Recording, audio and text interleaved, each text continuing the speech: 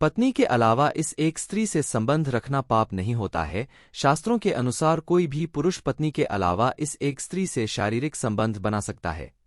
मित्रों, एक बार देवर्षि नारद नारायण नारायण का जाप करते हुए अंतरिक्ष के मार्ग से यमलोक पहुंच जाते हैं। यमलोक के देवता यमराज विशालकाय सिंहासन पर विराजमान होते हैं। उनके पास चित्रगुप्त बैठे हुए होते हैं। तभी देवर्षि नारद उसी स्थान पर पहुंच जाते हैं। देवर्षि नारद को आता देख यमराज उनका स्वागत करते हैं और उन्हें प्रणाम करते हुए कहने लगते हैं, हे देवर्षि, आपके आगमन से यह यमलोक पूरी धन्य हुई है। देवर्षि नारद कहते हैं, हे मृत्यु और न्याय के देवता यमराज, आपको प्रणाम है। फिर यमराज कहते हैं, हे देवर्षि, आज बड़े युगों के बाद आप यमपुरी पधारे हैं। अवश्य ही कोई महत्वपूर्ण कारण होगा। कृपया आप हमें बताने की कृपा करें कि आप प्रयोजन से आज यमपुरी पधारे हैं।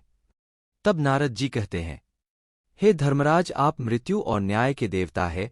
तीनों लोगों के प्राणियों को उनके कर्मों के अनुसार दंड देने का कार्य आप करते हैं।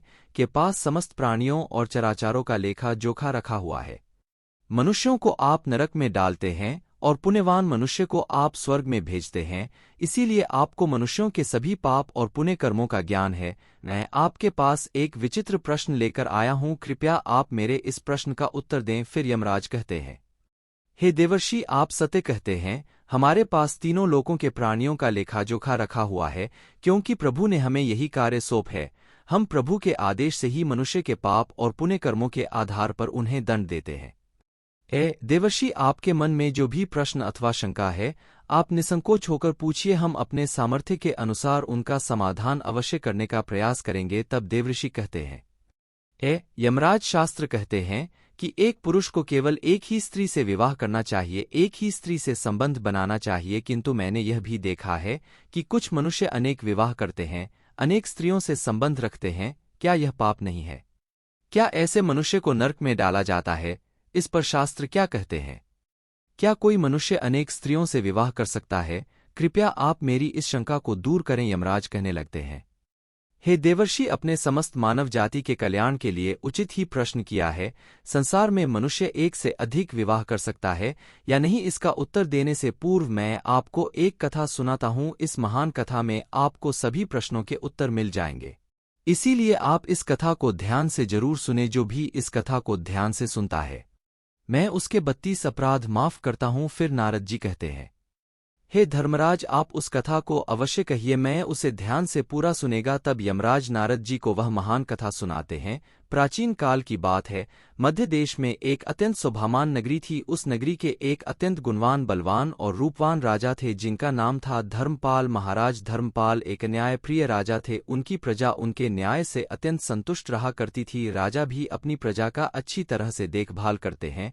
प्रजा का सभी जरूर का अच्छी तरह से ध्यान रखते थे। महाराज की सुकन्या नाम की पत्नी थी, जो अत्यंत सुंदर, गुणवान, चरित्रवान और पतिव्रता नारी थी। महाराज धर्मपाल और रानी सुकन्या बहुत ही दयालु स्वभाव के थे। वह हर प्रकार के यज्ञ, दान, धर्म तथा अनुष्ठान किया करते थे। उनके साम्राज्य में सब कुछ था, किंतु केवल एक कारण से महाराज, महारानी और प्रजा दुखी रहते थे। महाराज को कोई संतान नहीं थी, जिससे महाराज दुखी और चिंता में रहते थे। प्रजा को भी महाराज की ऐसी दशा देखी नहीं जा रही थी। कितने ही प्रयास करने पर भी महाराज को कोई संतान नहीं हो रही थी।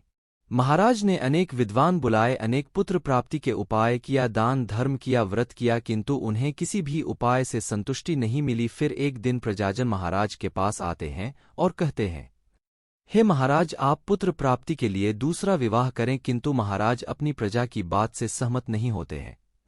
महाराज रानी सुकन्या से बहुत प्रेम करते थे, इसीलिए वह अपनी पत्नी का दिल नहीं दुखाना चाहते थे। तथा महाराज शास्त्रों का भी ज्ञान रखते थे कि एक पुरुष को केवल एक ही स्त्री के प्रति एक निष्ठ रहना चाहिए। एक पत्नी के होते हुए कभी दूसरी स्त्री के पास नहीं जाना चाहिए। जिस प्रकार से एक मादा पशु के साथ दो नर पशु नहीं रह सकते, ठीक उसी प्रकार से एक पुरुष के साथ दो स्त्री नहीं रह सकती हैं। ठीक उसी प्रकार से एक पुरुष के साथ दो स्त्रियों कभी सुखी नहीं रह सकती हैं।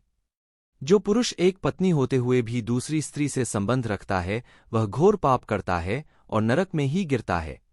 इसी कारण से महाराज दूसरा विवाह नहीं करना चाहते थे। फिर प्रजाजन महारानी के पास जाकर उनसे आग्रह करते हैं कि वे महाराज को दूसरा विवाह करने के लिए मनाए। तब रानी सुकन्या भी प्रजा का दुख समझती है और महाराज के पास आकर कहने लगती है, हे स्वामी, आप कृपया दूसरा विवाह कर लीजिए, हमारे राज्य को भविष्य में एक राजा की आवश्यकता पड़ सकती है। फिर महाराज रानी को भी मना करते हैं और कहते हैं, हे प्रिया, यदि मैं दूसरा विवाह भी कर लूंगा तो मैं पाप का भागी बन जाऊंगा, मुझे नरक में ही जाना पड़ेगा। और तुम बताओ, क्या तुम मेरे दूसरे विवाह से खुश रह पाओगी? तब रानी कहती है, हे स्वामी, आपकी खुशी में ही मेरी खुशी है। मैं मेरी सौतन को अपनी बहन मानकर प्यार दूंगी, कृपया आप संकोच न करें, मुझे इस क्षण मात्र भी दुख नहीं होगा। मैं आपको विवाह के लिए सहमति देती हूँ। तब महाराज कहते हैं, हे देवी, किंतु मुझे उसे पाप से कौन बचाएगा जो एक स्त्री के होते हुए भी दूसरी स्त्री के साथ संबंध रखने से मिलता है? इस पाप से कोई मुक्ति नहीं है। मैं ऐसा घोर अनर्थ नहीं करना चाहता। उधर स्वर्ग लोक से महाराज के सभी पूर्वज इस घटनाक्रम को देख रहे होते हैं। वह अपने पुत्र के ऐसे व्यवहार से अत्यंत दुखी हो जाते हैं। यदि महाराज को पुत्र नहीं होगा तो कल का विनाश हो जाएगा। इसी भाई से सभी पूर्वज बहुत दुखी हो जाते हैं। फिर एक दिन सभी पूर्वज महाराज के सपने में आकर उन्हें दर्शन देते हैं और कहते हैं, हे पुत्र, तुम्हारे कारण हमारी दुर्गति हो रही है, हमारे कुल का विनाश हो रहा है। तब महाराज अपने पूर्वजों से कहते हैं, हे महात्माओं, मैंने ऐसा कौन सा पाप किया है जो आप सभी इतने दुखी हुए हैं? आपकी आत्मा की शांति के लिए जो भी उपाय हो वह मैं अवश्य ही करूंगा। तभी वह पूर्वज कहने लगते हैं, हे पुत्र, हमारी मुक्ति का एक ही उपाय है, वह है तुम्हारी संतान। यदि तुम पुत्र को जन्म नहीं दोगे तो तुम्हारे साथ साथ हमें भी नरक में जाना पड़ेगा, हमारा संपूर्ण कुल और वंश नष्ट हो जाएगा। इसीलिए हे पुत्र, हम तुमसे विनती करते हैं कि तुम दूसरा विवाह करो। पुत्र के बिना मनुष्य को सद्गति प्राप्त नहीं होती है। पुत्र ही अपने माता पिता का उद्धार करता है, उन्हें मोक्ष दिलाता है। जब वह श्रद्धा करता है तो हमारे पाप नष्ट हो जाते हैं। जब वह पृथ्वी लोक पर दान धर्म करता है तो हमें स्वर्ग लोक में भोजन की प्राप्ति होती है। इसीलिए ही पुत्र, तुम शीघ्र ही पुत्र की प्राप्ति के लिए कोई उपाय करो। अपने पितरों की बात सुनकर भी महाराज दूसरा विवाह करने के लिए तैयार नहीं होते हैं। फिर सभी पितृगण दुखी होकर यमराज के पास जाते हैं और उनसे विनती करते हुए कहते हैं, हे धर्मराज, कृपया हमारे कुल की रक्षा कीजिए, हमारे पुत्र की कोई संतान नहीं है और संतान के बिना हमारा कुल नष्ट हो जाएगा। कृपया आप हमारे पुत्र को दूसरा विवाह करने की आज्ञा दे। फिर यमराज कहते हैं, हे महात्माओं, मैं अवश्य ही तुम्हारे पुत्र को समझाऊंगा और उसे पुत्र प्राप्त करने के लिए प्रेरित करूंगा। ऐसा कहकर यमराज पृथ्वी लोक पर आते हैं और एक साधु का रूप धारण करके महाराज धर्मपाल के दरबार में जाते हैं। उन साधु को देखकर महाराज धर्मपाल अत्यंत प्रसन्न होते हैं और उनका आदर सत्कार करते हैं। फिर उनसे पूछते हैं, हे महात्मा, आप कौन हैं? किस प्रयोजन से आप हमारे इस राज्य में पधारे हैं? आपके मुख्यमंत्री का तेज देखकर यह प्रतीत होता है कि आप अवश्य ही कोई बड़े तपस्वी है।